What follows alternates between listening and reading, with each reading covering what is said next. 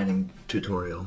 This session applies the data mining process we've discussed in the more theoretical lecture on how the data mining process works and many of the common issues and topics that come up in the data mining process. But what we're doing is we're now applying those concepts in an actual data set to see two very commonly used tools in Excel that can help with that data mining process to a significant degree, and also happen to compose two of the most commonly used functions that can help demonstrate Excel proficiency to potential employers and others who are interested in knowing about your Excel skills. So the main idea here today is that we're going to be using these two techniques known as pivot tables and VLOOKUP, and we're going to walk through the data mining process to introduce how these two Excel functions can be helpful in that data mining process. So today we're imagining we're working for a computer retailer, and management wants to understand which email campaign to send to different groups of customers. So they have a series of research questions that they would like to understand from the data they've collected. In particular, they also want to define the profiles of customers who purchased more recently, and they want to compare that with less active customers. So what they did is that they ran a test run, which involved sending 3 different email campaigns to a group of test customers as part of this test. And then they've also collected some third-party data associated with the different customer emails, which is another relatively common practice to collect data from companies like Tower Data, which is what we're imagining that we're working with today. So the idea is that management's questions that they really want to help to understand is, first they want to know the response to the 3 email campaigns by recency segments and by frequency segments, so they can decide which email campaign to send to each of the different groups. And then they also want to characterize the different customers that are in the different groups, so they can understand who their customers are a little bit better. So what we're going to do is that we're going to follow this 5-step data mining process to help answer these questions. Just as with the previous session, we can see that while data mining sounds like a very intense and technically complicated type of analyses, we'll see today that really it's a 5-step business process that just helps solve business problems. So those 5 steps are defining the business objectives, getting the data we would need to actually answer the questions that would solve the business objective, and then we would identify which variables are available in that data. We would analyze those variables in some kind of way to generate the insight that the business needs, and then we would give that information back into the hands of the people who will be ultimately making decisions based on that data and now informed by that data. So, imagining in this scenario, let's discuss the business objectives of this particular data mining project. Well, that's pretty straightforward because we have described right up here that management has particular questions. They're trying to decide which email campaign to send, and they want to understand the response rate of different groups of customers to different emails. In particular, they want to understand the more engaged customers and the less engaged customers. So the more recent and frequent customers and the less recent and less frequent customers. They also want to understand the main characteristics of the customers within each of these different groups, so they can better visualize what the different groups are doing in regards to how they're interacting with the firm. So those are all for the business objectives. That we want to conduct some analyses associating recency and frequency segments with response to the 3 different email campaigns, so we can decide which email campaign to send to which group. And then we also want to characterize the different recency and frequency groups of customers so we can understand them a little better. So those are business objectives, and then we get the data. This will work with the sample data set, Excel 3, data mining data. That would be here. And we can see we have 2 different tabs of data here. we have customer data and tower data. The customer data is representative data from what we might see in a customer relationship management customer database. We have customer IDs, we have their names, we have their email addresses, and then we have which segment they're in. Are they in the first, second, or third recency segment? And for this data, we have 3 recency groups, 1 being the most recent and 3 being the most dormant customers. Then we have frequency segments, 1 being the most frequent customers, they come the most often, and 3 being the least frequent customers, they come the most sporadically. And then we have binary variables, 1 or 0, 1 if they responded or opened the first email, 0 otherwise, 1 if they opened the second email, the mailing B, 0 otherwise, and then 1 if they opened the third email, and 0 otherwise. We're going to append onto this some other types of data that we would like to know about our customers, but our customers never told us what their annual income is. However, we can use third-party data to help triangulate around to understand at least some approximations for what we think we might know about our customers. That's where the tower data comes in. We can imagine that this data came from a third-party data broker that collects data about associated with different customer data tags. In this case, it might have some data stored associated with a bunch of different email addresses. And so perhaps what we've done is that we've, as a company, sought out what other data is associated with each of our customers' email addresses. In this case, Tower Data then provides a list back saying, okay, for each of your email addresses, here's our best guess about what their annual income is from our other data sources. Here's our best guess about their gender based on our other data sources. Here's our best guess about whether or not they own a home based on the records that we have access to, and the number of children that we believe that they have based on this other data. And so this would be seen as like supplementary data that the company may wish to append to their customer data so that they can better understand the choices that their customers are making in a little bit more context. So we've obtained this data, and that's the get data step. So our question now is, for step 3 would be to identify the relevant variables. So which of those variables are relevant for each of the main questions? Well, the first question, we're trying to associate how each of the different recency segments, how responsive they were to each of the 3 mailings. So we might particularly care about associating whether more recent customers are more likely to respond to mailing 1, whether more recent customers are more likely to respond to mailing 2, whether more recent customers are more likely to respond to mailing 3. And the same type of analysis for the frequency segments, how responsive were they to each of the 3 mailings. The other thing we want to understand then, of course, is for each of the recency segments, we want to associate the different data that we have on each of the customers. And so for that, we'll need to combine in some of this additional data. But we'll get back to that a little bit later. So if we're focusing mostly on this on the first question now, associating each of the recency segments with response to each of the mailings, that's where we're ready now to move on to step 4, where we could gain insight. So there are lots of different ways that we could gain insight. It could be a simple average performance. Perhaps we're trying to relate 2 variables to understand when people are responsive or when people aren't responsive. One of the most flexible tools in Excel for generating those kinds of insights would be a function known as a pivot table. And a pivot table, as functions go, is one of those functions where if you're ever in an interview and somebody asks you how are your Excel skills, if you say I understand pivot tables pretty well, they'll have a pretty good sense that you know Excel fairly well. But in fact, just like the other functions we've been working with, it's just a simple series of steps. So, but what pivot tables do allow us to do is to summarize variables at each level of other variables. So, and also this is a little bit easier to see in practice than it is more in theory.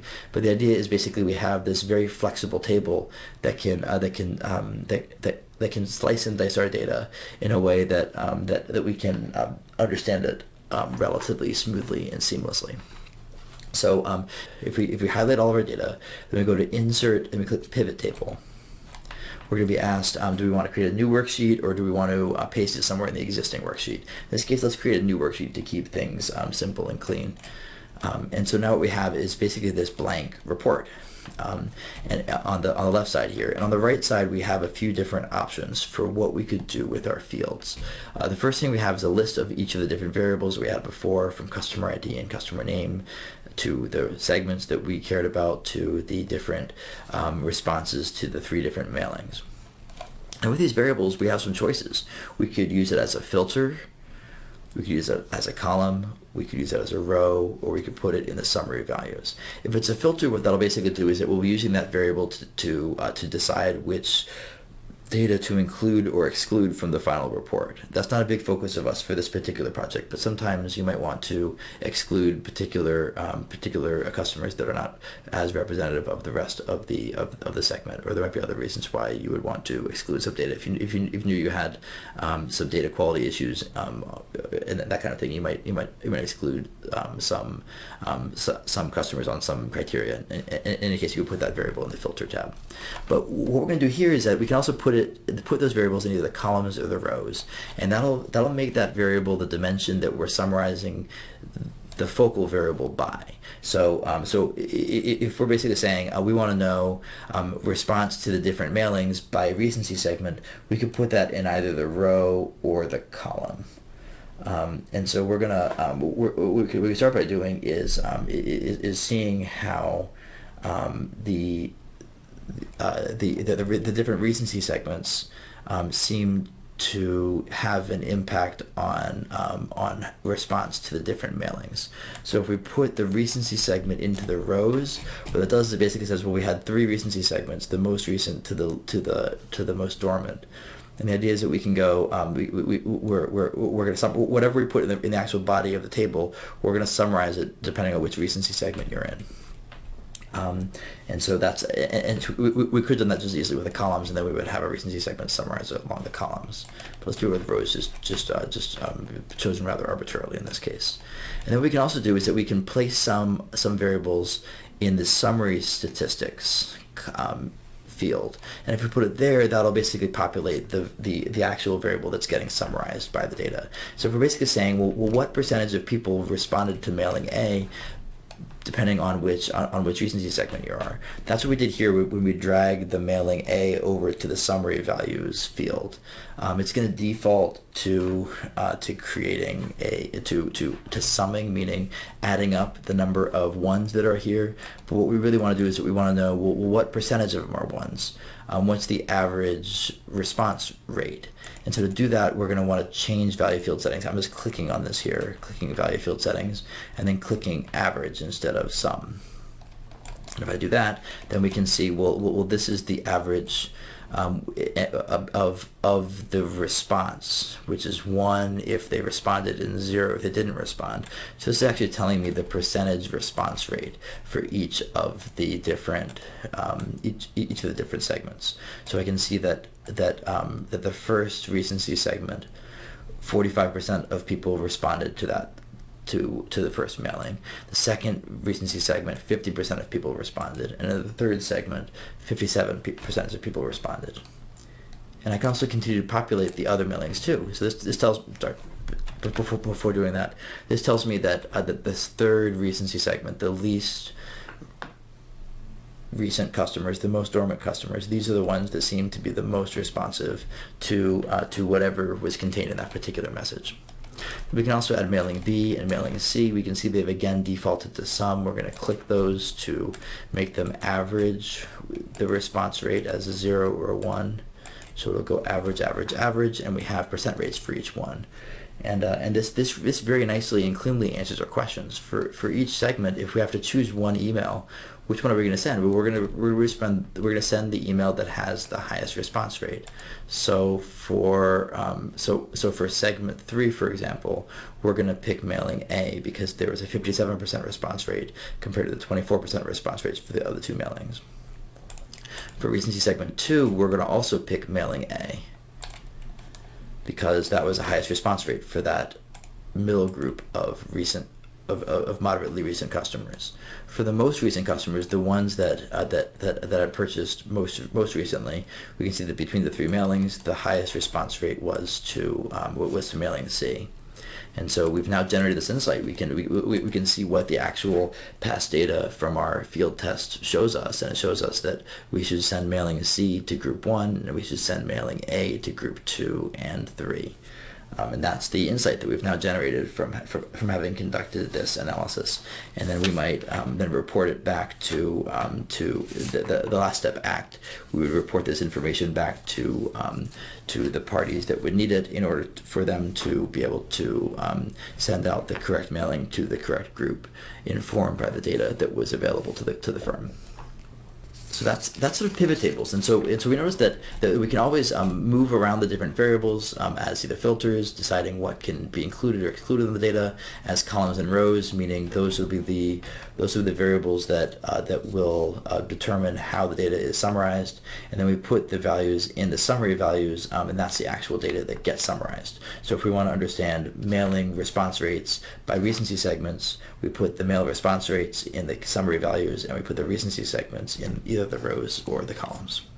Okay, so that's pivot tables, and what's also really convenient about pivot tables is that we can relatively simply swap in and out different variables we might care about. We could swap out recency, for example, and put in frequency, or other kinds of changes to that. And so we can just kind of swap in and out the different variables as needed, depending on what our goals are for the pivot table. So that's pivot table.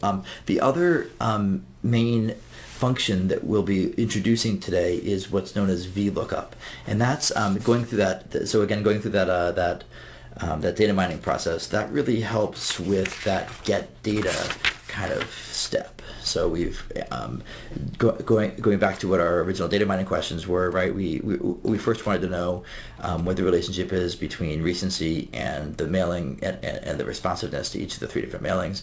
But we also wanted to characterize what we know about the different recency groups. And so in order to do that, we need to link this customer data with this tower data. It's not currently linked. It's not currently related. VLOOKUP is a command that will really help us with that a whole bunch. And that's a simple formula that can be dragged and repeated multiple times.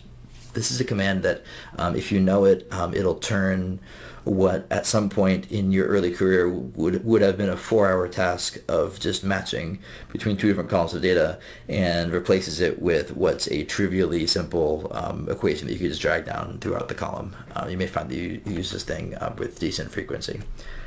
This formula is what's known as VLOOKUP. The idea is you're basically looking up vertically. You're trying to look up some field from this first observation, and then you're going to look for that value in the other data set, and then return some associated value when you successfully looked it up. That sounds really complicated, but it's not that complicated. So what we're basically trying to do is that we're saying, well, we're trying to look up the customer's email in the other data table and then respond with the income of that person from that other data table. So there are 4 main arguments we have to enter into this formula for it to work. You can see Excel, as with all of its formulas, provides some helpful information. If we were to click on it, it'll pull up a help screen that could provide some guidance if we needed it. The main point is that we're looking for now are 4 inputs to this table. The first is that we want to say, well, what exactly are we looking for? Well, we're looking for the email in the other data table. And so that's the first input, is what are you searching for. The second input is, where are you looking for it? And so for that, we can basically say, well, we want to look on this other sheet, on this tower data sheet. We want to find it somewhere in this column A. We start with column A1, or we can start with column A2. The point is that we want to be able to say that we're searching for it somewhere in here. And in particular, we're going to select the first 2 columns together. Because what we're saying is that this is the actual data table that we're searching between, and we're gonna put the hard codes set so that we won't have to. So when we eventually drag down this formula down the whole column of variables, it won't just change that cell reference each time. So what we're basically saying is that we're looking for the email address somewhere in this list, in the first column of this table. And that's the second thing. So we said, what are we searching for? Where are we looking for it? And then the third input is, well, once you find it in that leftmost column, which column do you want to return? And so it'll be, if you enter a 1 here, it'll return what's in the first column. It'll return the email. If you enter a 2, it'll return what's in the second column. In this case, it's annual income. So we want to enter in a 2 because once you find the email, I want to return the annual income that's associated with that email. And that's the third input. The fourth input is simply a question of whether we're looking for an approximate match or an exact match. In this case, we're looking for the exact email, so we're going to enter in a 0 to find an exact match. Sometimes you could use so the approximate match, you would enter a 1 here if what you were looking for was to match the closest one you could find. For exact matches like email addresses, you wouldn't want to use this, but if you were looking for the closest numeral in a list of numbers, you might use approximate match to return the closest one if there isn't an entry that matches exactly. Okay, so we have this VLOOKUP command that has 4 inputs: what you're looking for, an email, where you're looking for it in the other data set, in the Tower data set, somewhere in this first column, and then you want to return the second column's information, meaning annual income, and we only want to return it if there's an exact match. So we can see that Stephanie Woods, associated with this email address here, has a annual income that we expect is less than $30,000 a year. And then we can just what I did here is I double-clicked this bottom right corner, which automatically populated it throughout the entire column. And so now we have our annual income associated with each of the customers in our list. Now, if you can imagine how much time that would have taken to search for each one for this whole list of 65 customers, we just saved a huge amount of time, and we can be reasonably certain that the data is accurate too, because we've actually because there's less room for human error in the actual searching one at a time that could be involved. And so once we have that data combined, if we're imagining now that we're going to continue through that data mining process, if we wanted to say, well, how does each mailing response differ from income, we can now include that in our pivot table. The way that we've defined our pivot table, that data isn't really included in it, but because when we originally selected the data range, we included this column.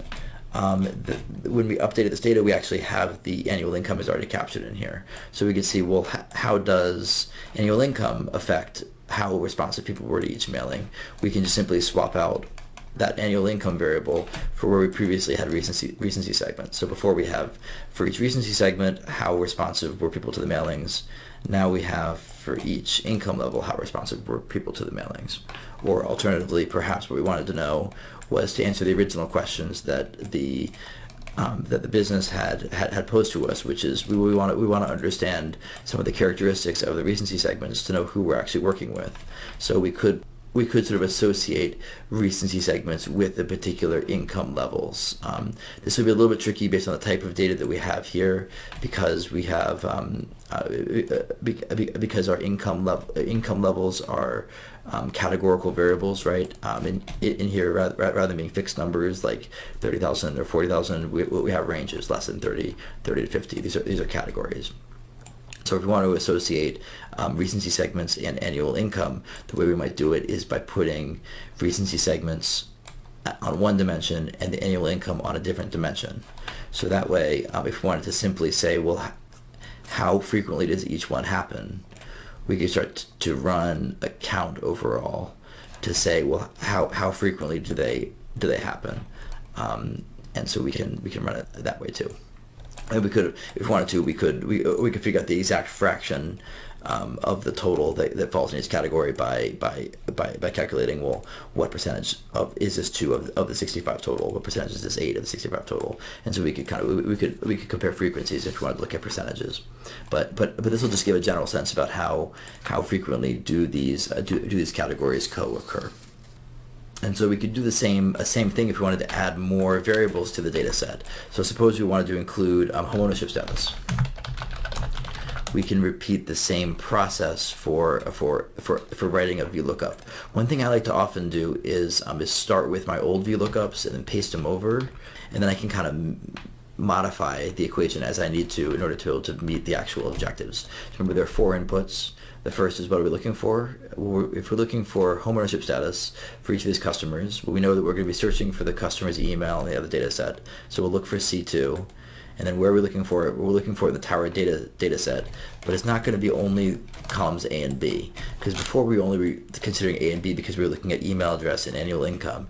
If we want to do homeownership status, we're going to want to include more of the columns of this searching data set. So we can actually let's just for simplicity include from column A all the way through column E. So we can say instead of A2 to B501, we'll say A2 to E501. Then the question is, which variable are we going to be, which column are we going to want to return? So once you find that match in that leftmost column, well, we don't want to return the first column, that would give us email address. We don't want to return the second column, that'll give us income. We don't want to return the third column, that'll give us gender. We want to return the fourth column, homeownership status. So we'll say we want column 4. Then it's simple meta dragging all the way down, and now we have homeownership status associated with each of our customers. Now here, if we update the data, if we refresh it, it didn't automatically add this variable here on the side. That's because before, when we defined the scope for the pivot table, we only included columns A through I. So let's, for simplicity, make a new pivot table. We select all of our data, insert pivot table, we're going to put it in a new worksheet, and now we have all of the variables there, including homeownership status. So if we wanted to understand homeownership status by recency segment, we could simply put that here as well. So we want to understand homeownership status, so we'll put that as the main summary value. We want to figure out the average homeownership status, and then we can put that by recency segment. So we can see for recency segment 1, 36% of them are homeowners. For recency segment 3, 52% of them are homeowners. And so we can answer those kinds of questions that management wanted to know. So this is a session that introduced VLOOKUP and pivot tables. VLOOKUP is a tool that's really helpful during that get data phase 2 of the data mining process that can append data from one data set onto another data set and can make a matching task go so much quicker than it would be if you were doing it manually.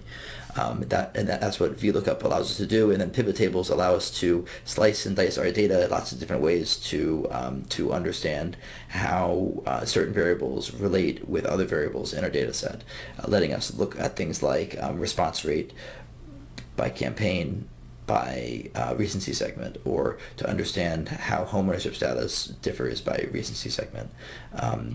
Those kinds of questions that would be defined by the objectives of the data mining process, pivot tables can give a very simple and very flexible set of techniques for analyzing the data that's available in your data set.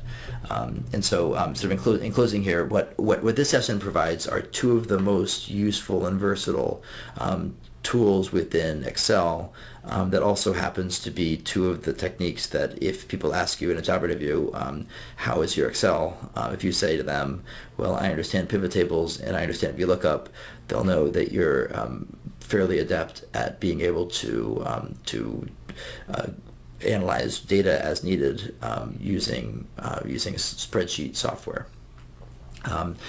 So to get there for the additional practice, you can complete these 4 tasks under your turn, and you can upload the Excel spreadsheet that you complete onto the assignment tab of Sakai. Have fun.